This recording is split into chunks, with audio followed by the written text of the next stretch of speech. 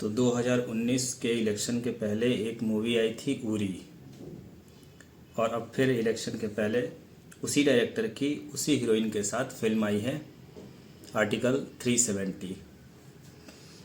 Uri film तो अच्छी थी, मतलब क्योंकि मैंने भी देखी थी और मुझे अच्छी लगी थी। उसी बेस पे मैं ये आर्टिकल 370 देखने गया था।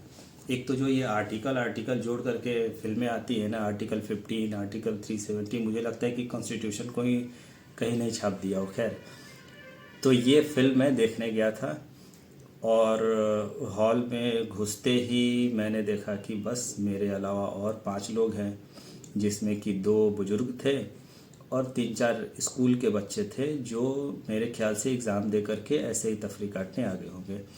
तो पूरा हॉल खाली था। मेरी एक्सपेक्टेशन फिल्म से कुछ हाई थी, क्योंकि मैंने उरी देखी थी तो उरी मुझे अच्छी लगी थी, और सेम डायरेक्टर आदित्य धार की है तो मुझे लगी कि अच्छी होगी। तो फिल्म शुरू होती है अजय देवगन की आवाज़ में। एक इंट्रोडक्टरी कुछ भाषण है लंबा सा उससे, और वो भाषण होता है कि हमारा देश 1947 को आज़ाद हुआ। सारी रियासतों के पास, प्रिंसली स्टेट के पास ये फ्रीडम था कि आप कहाँ जाओगे, किसको ज्वाइन करोगे, इंडिया को या पाकिस्तान को। ज़्यादातर प्रिंसली स्टेट ने इंडिया को चुना। फिर क्या हुआ कि कश्मीर पे आकर के मुद्दा थोड़ा लटक गया। तो मुद्दा कहाँ लटका वो बड़े अच्छे तरीके से इसमें बताया गया, मतलब एकदम जो सफ़ेद झूठ होता है ना, वो सफ़ेद झूठ इसको कहते हैं। तो इसमें अजय देवगन जी कह रहे हैं कि कश्मीर के उस समय राजा थे, राजा हरि सिंह, और कश्मीर की जनता की मेजोरिटी थी मुस्लिम की। राजा हरि सिंह कह रहे थे नेहरू से कि मुझे किसी हाल में पाकिस्तान में नहीं मिलना है, मैं इंडिया में मिलने को तैयार हूँ, इंडिया में ही मिलूंगा, बस आप मुझे ले लो। वो इस तरीके से उसमें बोला गया कि हरि सिंह रिक्वेस्ट कर रहे हैं कि बस मुझे इंडिया में ले लो, इंडिया में ले लो, और नेहरू इधर से कह रहे हैं कि मैं एक शर्त पे तुमको इंडिया में, आपको इंडिया में लूँगा। तो वो शर्त क्या है? वो शर्त है, पहली शर्त तो एक ये कि अब्दुल्लाज को आप सत्ता दे दो। इसका मतलब कि अब्दुल्लाज जो कि फ़ारूक अब्दुल्ला और वो जो फैमिली है, उनको उनके हाथ में सत्ता दे दो, और 370 लगा दो, ताकि कोई वहाँ ज़मीन ना खरीद पाए, और ऐसी ऐसी चीज़ें।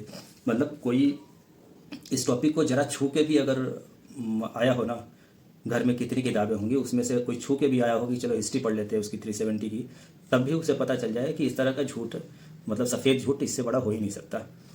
तो फिल्म का अब आगे का रिव्यू क्या ही दूँ, क्योंकि अब इस शुरू के 5 मिनट से पता चल गया था कि फिल्म ऐसे ही प्रोपागेंडा फिल्म है और अनसन चीज़ें दिखाई जाएगी।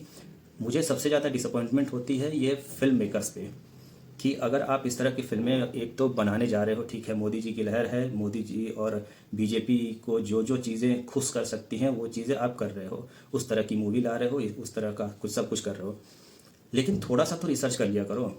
मतलब आप थोड़ा डेप्थ में बना लिया करो, रिसर्च कर लिया करो कि इस तरीके से सफ़ेद झूठ बोलने का एक होता है क्या कि आप बायस्ड चीज़ें दिखा करके जनता को एक किसी वन साइडेड की तरफ, वन साइडेड ले जा रहे हो, किसी एक खास पॉलिटिकल आइडियोलॉजी की तरफ खींचना चाह रहे हो। तो ठीक है, इसमें आपकी पॉलिटिक्स, आपका पता नहीं, आपकी फंडिंग, वो सब कुछ डिपेंड करता है, लेकिन जब ये कोशिश करो तो ये कोशिश तो अच्छी होनी चाहिए। ऐसा नहीं ना मैं सीधे आऊँगा, मैं फिल्म बनाऊँगा क्योंकि मोदी जी मैं करूँ 2 साल तक, ताकि मुझे कोई अवार्ड मिल जाए या मेरी फिल्म को, और मैं फिर ऐसी फिल्म बना दूँ कि ओहो, नेहरू और जिन्ना तो ये दोनों भाई थे, मैं प्रूफ करके दिखाता हूँ कैसे भाई थे, हमें गलत इतिहास पढ़ाया गया, हमें ये नहीं बताया गया कि ये दोनों भाई थे, तो अब हमारी फिल्म चल जाएगी। ऐसे नहीं चलता यार, मतलब कुछ तो रिसर्च कर लिया करो, जिस टॉपिक पे बना रहे हो उस टॉपिक को तो पढ़ लिया करो, क्योंकि झूठ फैलाने के लिए भी दिमाग चाहिए होता है, उसके लिए भी रिसर्च चाहिए होता है। इतना झूठ, इस तरह का फालतूपना, और आप इतने पैसे खर्च करके फिल्म बना रहे हो, और उसमें कह रहे हो, उसमें ये भी चाह रहे हो कि वाहवाही मिले, अलग अलग प्लेटफॉर्म पे घूम रहे हो और अपनी मेहनत दिखा रहे हो कि इसके पीछे हमने फलाना ढिमकाना मेहनत किया, इतनी किताबें पढ़ ली। अभी हाल फिलहाल में एक और फिल्म आने वाली है, सावरकर। अब मेरा जो एक्सपेक्टेशन है सावरकर से, वो इस लेवल का है कि जिस तरह की हॉलीवुड ने गांधी बनाई थी, उतने डेप्थ में सावरकर बननी चाहिए, क्योंकि सावरकर भी कोई छोटी मोटी पर्सनालिटी है नहीं, ना ही उनका इंडिपेंडेंस में कोई कम रोल है, रोल भी उनका बहुत बड़ा है। तो अगर सावरकर पे फिल्म बनाओ तो इस तरह की फिल्म होनी चाहिए कि लोग सोचने में लग जाएं कि अरे यार ये क्या देख लिया मैंने, मतलब ये तो शायद ही किसी किताब में लिखा होगा, या इस तरह का ये तो मैंने कहीं पढ़ा नहीं था, एक्सपेक्ट नहीं किया था। लोगों को लगे ये ना कि आप ही घूम घूम के 10 जगह जा रहे हो और कह रहे हो कि ओहो मैंने ऐसी फिल्म बना ली कि हमें तो गलत इतिहास पढ़ाया गया है, लोगों को पता ही नहीं था। भाई तुमने इतिहास पढ़ी ही नहीं है, इतिहास सही पढ़ाया गया है, तुमने पढ़ी नहीं है। कम से कम पढ़ लिए होते, पढ़ाई कर लिए होते तो अच्छी फिल्में लाते। ऐसे फिल्म ला के क्या फ़ायदा कि मैं ही राइटर हूँ, मैं ही डायरेक्टर हूँ, मैं ही एक्टर हूँ, मैं ही प्रोड्यूसर हूँ, और फिर कहूँगा कि बड़ी अच्छी फिल्म बना दी मैंने। ये फालतू फालतू फिल्में बॉलीवुड लाना बंद करे, और इस पर रिव्यू क्या ही दूँ मैं, ये फालतू सी फिल्म है, कोई रिव्यू इस पर नहीं बनता है। और थोड़ा रिसर्च कर लो, ये जब से मोदी जी आए हैं तब से एक ही तरह की फिल्में बन रही है और वो भी फालतू। जैसे कि एक आई थी फिल्म वो कश्मीर फाइल, उसको भी लेके बहुत हल्ला हुआ था और डायरेक्टर ने कहा कि ये अब तक की सबसे बड़ी हिट है। जब किसी पत्रकार ने कहा था कि इतने पैसे आपने कश्मीर फिल्म से कमा लिए हैं तो कुछ उन पंडितों को भी दान दे दो जो वहाँ से भगाए गए हैं या जिनके सिंपैथी में आपने ये फिल्म बनाई, तब डायरेक्टर ने कहा नहीं नहीं, मैंने तो कहाँ पैसे कहाँ कमाए, पैसे कहाँ, क्योंकि आपने झूठ फैलाया था कि बहुत हिट हो गई, ये हो गया वो हो गया।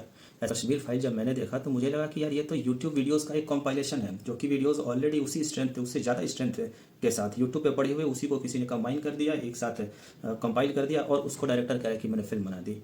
सेम उसी तरह ये सावरकर भी है, सावरकर भी मुझे मालूम है सेम उसी तरह की फिल्म निकलेगी, वो भी कंपाइलेशन निकलेगी यूट्यूब वीडियोज़ की।